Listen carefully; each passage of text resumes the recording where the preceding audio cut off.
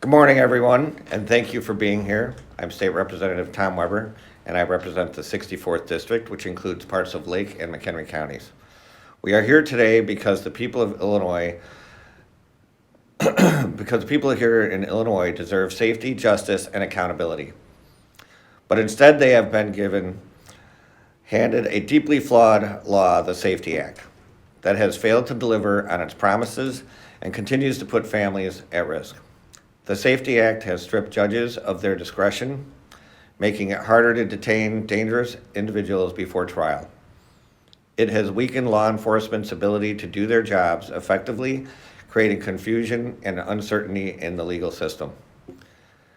And most troubling of all, it has allowed dangerous offenders to walk free, putting innocent lives in danger.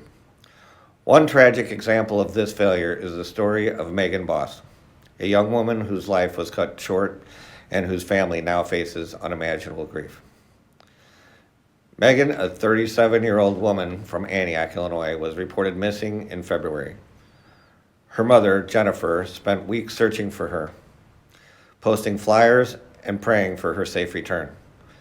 Tragically, Megan's body was discovered in April, hidden inside a garbage can behind a home in Waukegan. Jose Luis Mendoza Gonzalez, a Mexican national and the suspect in this case, admitted to police that Megan had died in his home, and instead of calling 911, he broke her phone, kept her body in his basement for 2 days, and then moved it outside, allegedly hiding her body in a garbage can for over 50 days. Despite these horrifying details, Mendoza Gonzalez was released from custody because under the Safety Act, the 4 felony charges against him are classified as non-detainable offenses. This means that even though he admitted to hiding Megan's body for weeks, the law did not allow authorities to keep him in custody while awaiting trial. And still not knowing what happened the last moments of Megan's life. Folks, this is not justice, and it sure as hell is not safe. Unfortunately, Megan's story is not an isolated incident. Across Illinois, families are suffering because of this broken Safety Act. Criminals awaiting trial are being released back into our communities, repeat offenders evade accountability, and families like Megan's are left wondering if justice will ever be served. Imagine this was your child. Imagine finding out your daughter was thrown into a garbage can, drenched in bleach, left in somebody's backyard for nearly 2 months. And that person was let out of jail without electronic monitoring. Megan's body was in a bleach-filled trash can for 51 days. Jose Mendoza Gonzalez put her there and was in jail for 2 nights. Would you feel that justice was served? I urge my colleagues and the legislature to act now, to fix this broken system before more families and communities are victimized. Megan Bos's family is here to tell their story. We are here to lift her up and help her mother, Jennifer, tell her story. We talk a lot about the real-world consequences of policies passed here in Springfield, but we want you to hear firsthand the important consequences of these poor policies. And with that, I'd like to pass it along to Megan's mother, Jennifer.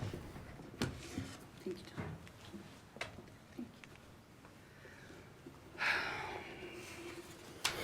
Tom. Good morning, I'm Jennifer Bos, I'm Megan's mom. On the night of February 19th, Megan left the company of the friends she was with and said she was coming back, but she never did return. At first, I didn't know that she was gone. I didn't think anything of her silence because it wasn't unusual. But after about 10 days without hearing anything from her, I started posting on her Facebook every couple of days, Megan, where are you? Can anybody tell me where Megan is? Just begging for somebody to let me know she was okay, hoping for a response I never got. One day, one of her friends called me and said, we've all been looking for Megan too. And my heart sank. because I knew something was wrong. Thank you. I reported Megan missing on March 9th, and for the next month, I hardly slept. We searched day and night along with friends and families, volunteers that we didn't even know, a lot of them. We passed out 1,500 flyers, and they went from northern Wisconsin all the way to southern Chicago. Social media exploded. There were posts and ads everywhere. The news even briefly picked up the story. I really believed that with everybody's hard work, we were going to be able to find her.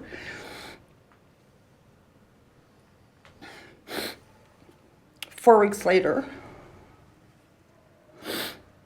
officers knocked on my door with the news that no mother should ever have to hear.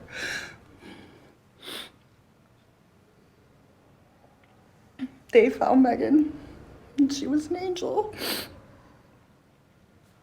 It wasn't what I hoped for. Excuse me.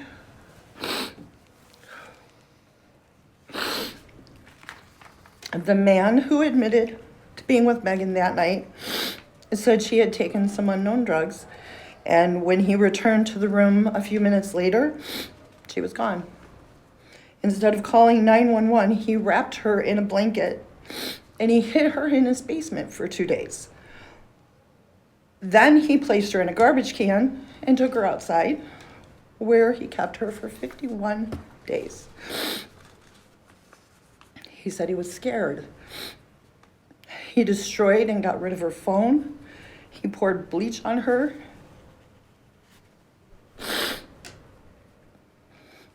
And for a month, he watched as we frantically searched for her. He ignored the flyers. There were flyers everywhere with her face on them. He didn't care about what we were going through. He admittedly hid in his house when we knocked on his door.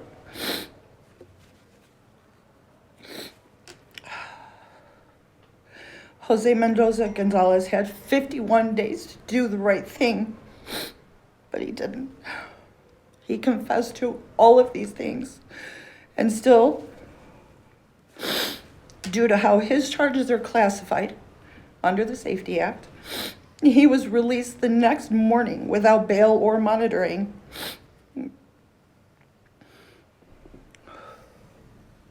What happens the next time he gets scared?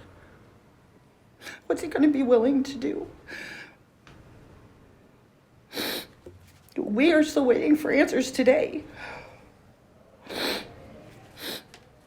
I don't know how my daughter died. I don't know what's going to show up on the toxicology report. I don't know what went on the last few minutes of her life.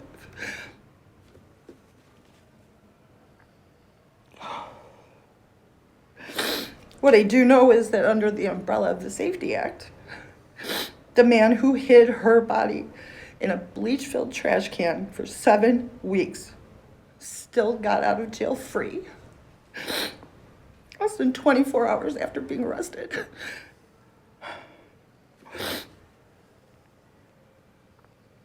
We never got to see her again. We never got to hold her hand or give her just one last kiss goodbye. He robbed us of that. He very literally treated her like garbage. And he may have destroyed the very evidence that could explain her final moments to us. And that should matter. It should matter. Megan mattered. Thank you. Thank you. Thank you, Jennifer, for your brave words. Good morning, everyone. My name is State Representative Patrick Sheehan. I serve the 37th District, which encompasses Southwest Cook and Southwest Will counties. I stand before you today not only as a member of the Illinois House of Representatives, but as someone who has spent the past 18 years serving and protecting families. I have dedicated my career to law enforcement, responding to calls, witnessing firsthand the aftermath of violent crimes, and doing everything in my power to keep families safe. I wish we weren't here today talking about another tragic loss. Laws should work for the people, not against them. And the truth is, the Safety Act has failed the people of Illinois. It has stripped law enforcement of essential tools, tied the hands of officers who swore to serve an oath, and prioritized criminals over victims. So I ask you, who is the Safety Act protecting? Because it certainly isn't protecting victims. It certainly isn't protecting families, and it's certainly not protecting the people who rely on law enforcement to keep violent criminals off the streets. This is the dangerous reality we warned about. We said from day one that removing cash bail for most crimes, restricting officer discretion, and weakening our ability to uphold the law would come at a cost. How many more lives have to be shattered before we wake up and see what the Safety Act really is? Illinois families deserve better. Megan deserved better. I stand today with Representative Weber, Megan's loved ones, and with every officer who has ever had to knock on a family's door and deliver heartbreaking news they should never have to deliver. I will continue to fight for public safety. I will continue to advocate for our communities and stand with our law enforcement officers who work day and night to protect the people of Illinois. And I will continue to demand accountability from my fellow lawmakers. No family should endure this kind of grief. No officer should feel powerless in the face of a flawed system. And no law should protect criminals more than the people we swore to defend. Thank you. Good morning. I'm State Representative Patrick Windhorst. I currently serve as House Republican Floor Leader, and I'm also the ranking Republican on the House Judiciary Criminal Law Committee. Incidents like the one we are describing today have become far too common in Illinois since the elimination of cash bail and changes to pretrial release contained in the Safety Act. As that law was being debated, we warned of the likely negative public safety consequences that would follow the eventual implementation of the Safety Act. What we saw after the law was enacted in 2021 was Democrats bringing back several bills to fix problematic and unworkable provisions in the law. Democrats have come back time and again to add to a list of crimes that could be considered detainable offenses to try and fix the gaps that exist in the detention net. These gaps still exist. The House Republican Truth and Public Safety Working Group has been looking at these issues. I would like to highlight 3 bills. House Bill 1482 expands the detention net to include all felony offenses. This bill would give judges the authority and discretion that the proponents of the Safety Act claim they want judges to have. House Bill 1483 deals with violations of release and how judges can handle defendants who fail to appear after a defendant has been placed on pretrial release. House Bill 1479 allows a judge to revoke pretrial release when a defendant violates the terms of the release. When it comes to no cash bail and pretrial release issues in Illinois, we have some serious problems, as my colleagues and I have outlined today.